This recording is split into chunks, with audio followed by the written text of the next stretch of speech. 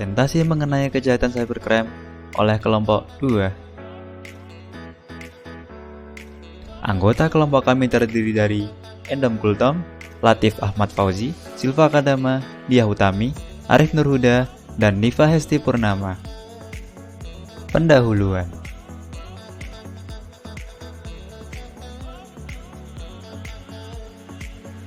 Pemanfaatan teknologi informasi, media, dan komunikasi telah mengubah baik perilaku masyarakat maupun peradaban manusia secara global. Perkembangan teknologi informasi dan komunikasi menyebabkan perubahan sosial, ekonomi, dan budaya secara signifikan berlangsung demikian cepat. Seiring dengan perkembangan teknologi internet, menyebabkan munculnya kejahatan yang disebut dengan cybercrime atau kejahatan melalui jaringan internet. Pengertian cybercrime menurut para ahli. Menurut Andi Hamzah, dalam bukunya, Aspek-aspek pidana di bidang komputer mengartikan cybercrime sebagai kejahatan di bidang komputer secara umum dapat diartikan sebagai penggunaan komputer secara ilegal. Menurut Girasa, mendefinisikan cybercrime sebagai aksi kegiatan yang menggunakan teknologi komputer sebagai komponen utama.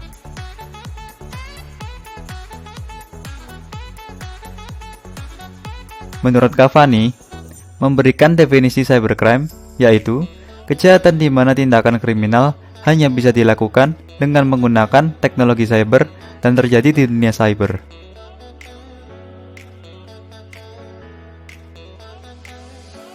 Pengertian cybercrime secara umum. Cybercrime adalah kejahatan dunia maya yang dilakukan individu atau sekelompok orang yang menyerang sistem keamanan komputer atau data-data yang ada di dalam komputer.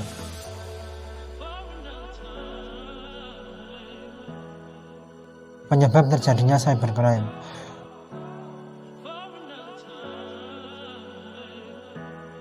Seperti yang kita ketahui, saat ini kita hidup di era digital di mana berbagai aktivitas dapat dilakukan dengan mudah dengan bantuan teknologi. Kita menggunakan platform digital untuk melakukan pembayaran, penyimpanan data, mencari informasi, dan masih banyak lagi.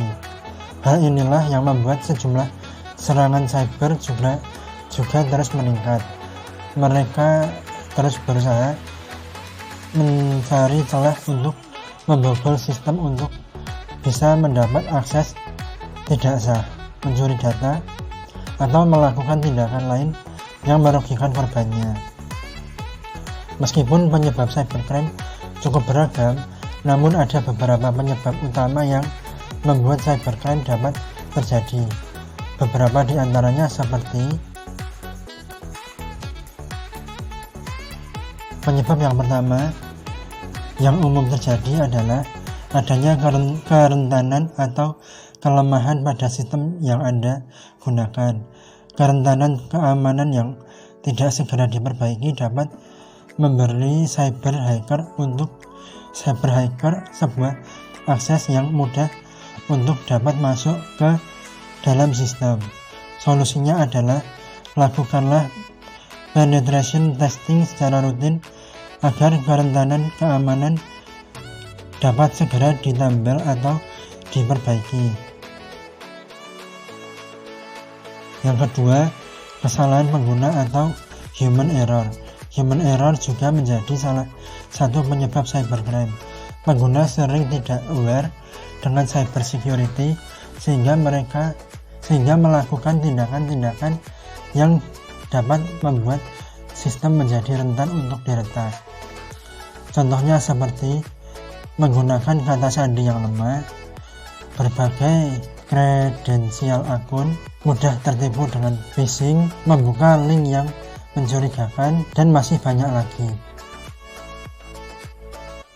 Yang ketiga, cyber security yang lemah adalah salah satu contoh cybercrime yang sering menyerang adalah infeksi malware, baik itu dalam bentuk ransomware, worm, trojan, atau yang lain. Cyber security yang lemah atau buruk akan membuat perangkat Anda menjadi mudah terinfeksi. Oleh karena itu, solusinya Anda perlu selalu untuk meningkatkan cyber security pada perangkat atau sistem yang Anda gunakan, seperti dengan rutin melakukan update software atau dengan menggunakan berbagai jenis antivirus atau anti-malware. Contoh kejahatan cybercrime yang sering terjadi, yang pertama, email phishing. Email phishing adalah serangan yang dilakukan oleh hacker dengan cara mengirimkan email palsu yang berisi link berbahaya. Serangan ini dilakukan dengan tujuan untuk mencuri berbagai data pribadi dari target seperti user ID dan password. Selain itu, email phishing juga dapat digunakan oleh hacker untuk menyebarkan malware. Jadi, ketika korban membuka link di dalam email palsu tersebut, maka malware dapat terinstall di perangkat yang mereka gunakan. Yang kedua, serangan malware. Malware atau malicious software adalah perangkat lunak yang sengaja dirancang untuk berbagai tujuan jahat seperti untuk merusak perangkat, melumpuhkan jaringan, mencuri data, dan lain-lain. Software berbahaya ini pada umumnya dikembangkan oleh para cyber hacker untuk melakukan sejumlah serangan. Selain itu, para cyber hacker juga dapat mengembangkan malware dengan tujuan untuk dijual di dalam dark website dengan penawaran harga yang tinggi.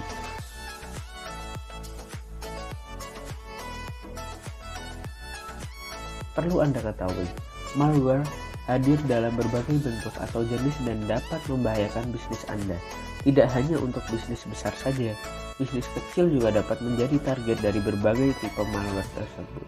Beberapa jenis malware yang dapat mengancam Anda seperti A. Worms, yaitu jika worms terinstall di dalam memori perangkat, maka worms dapat dengan mudah menginfeksi seluruh sistem Anda. Bahkan, untuk beberapa kasus, worms juga mampu menginfeksi seluruh jaringan. B. Trojan, yaitu malware yang menyerang suatu perangkat atau sistem komputer dengan cara menyamar sebagai program asli atau program sah, seperti antivirus, file MP3, game, atau yang lain. C. Ransomware, yaitu malware yang menyerang dengan cara memblokir sistem sampai sejumlah uang tebusan dibayarkan kepada peretas. D. Spyware, yaitu malware yang digunakan peretas untuk memata-matai target korban.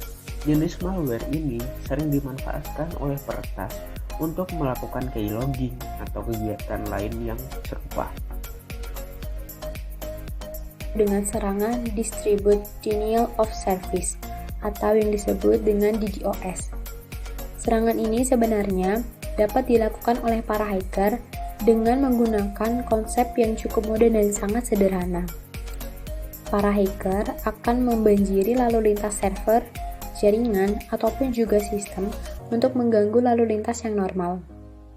Pada proses menjalankan serangan ini, para hacker akan menggunakan beberapa sistem komputer sebagai sumber lalu lintas serangan mereka. Kemudian, jika para hacker sudah berhasil menjalankan serangan DDoS ini, maka lalu lintas yang normal akan menjadi overload. Hal tersebut dapat mengakibatkan para pengguna lainnya tidak dapat masuk ataupun mengakses sistem tersebut. Kemudian, kejahatan yang selanjutnya yaitu hacker menggunakan serangan social engineering. Karena mereka menyadari bahwa manusia atau user sering menjadi rantai keamanan yang lemah pada sistem. Para hacker ini beranggapan bahwa sistem yang dibangun dengan keamanan yang baik pun tetap dapat diretas jika para user tidak aware dengan cyber security, sehingga membuat kesalahan seperti dapatnya terakses data-data sensitif mereka. Secara garis besar, social engineering adalah serangan yang dilakukan dengan memanipulasi psikologis untuk mengelabui ataupun menipu para pengguna agar mereka dapat membuat kesalahan keamanan dan memberikan informasi sensitif yang mereka miliki. Dan yang terakhir yaitu man in the middle atau yang disebut dengan MITM. Contoh cybercrime yang sering terjadi yaitu pada Wi-Fi publik. MITM ini adalah serangan dilakukan para hacker dengan mencegat komunikasi dua belah pihak secara diam-diam. Contoh kasus nyata cybercrime di Indonesia. Kejahatan cybercrime juga pernah terjadi di Indonesia, antara lain memasukkan akun Facebook seseorang, kemunculan virus komputer ransomware WannaCry yang mampu mengunci data komputer seseorang, catfishing di dating application dan media sosial, doxing dan cyberbullying atau kegiatan pengambilan data pribadi dan menyebarkannya di internet, atau hacking, carding, dan sebagainya. Pada tahun 2019, unit cybercrime Polda Jatim menggerebek markas pembobol kartu kredit di sebuah rumah di Jalan Balong Saritama, Tandes, Surabaya, Senin malam. Aksi pembobolan yang memanfaatkan teknologi internet itu sudah berlangsung 3 tahun. Sebanyak 18 orang diamankan. Puluhan barang bukti berupa perangkat komputer juga disita unit V Cybercrime di Treskrim Sus Polda Jatim. Tersangka membobol kartu kredit dengan metode spamming.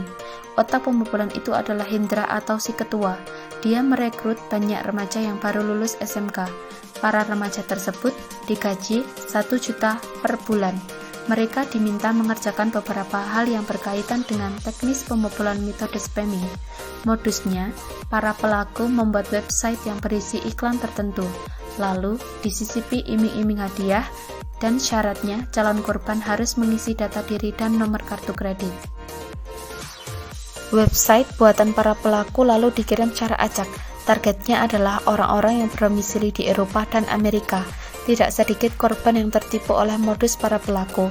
Mereka mengisi data identitas dan nomor kartu kredit. Data-data itulah yang kemudian diolah dan dipakai untuk membobol kartu kredit para korban. Dalam sebulan, keuntungan dari pembobolan kartu kredit ini sekitar 40.000 US dollar atau sekitar 560 juta rupiah dengan asumsi kurs 14.000 rupiah. Kasubdit V Cybercrime di Treskrim Sus Polda Jatim AKBP Cecep Susatya menambahkan, para pelaku tidak menggunakan akun palsu, tetapi menggunakan email berbentuk spam. Selain itu, bentuknya bisa berupa email klarifikasi. Dari cara tersebut, pemilik kartu kredit biasanya tertipu dengan menyerahkan identitas diri dan nomor rekeningnya.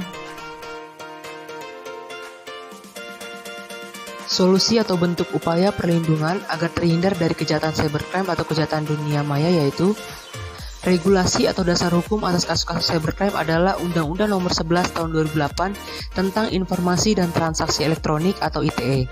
Di dalam pasal 40 ayat 2, pemerintah melindungi kepentingan umum dari segala jenis gangguan sebagai akibat penyalahgunaan informasi elektronik dan transaksi elektronik yang mengganggu ketertiban umum sesuai dengan ketentuan peraturan perundang-undangan.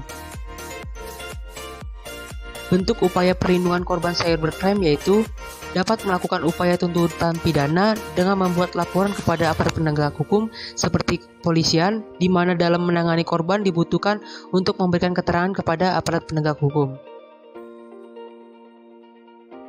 Solusi yang dapat dilakukan untuk menghindar cybercrime yaitu: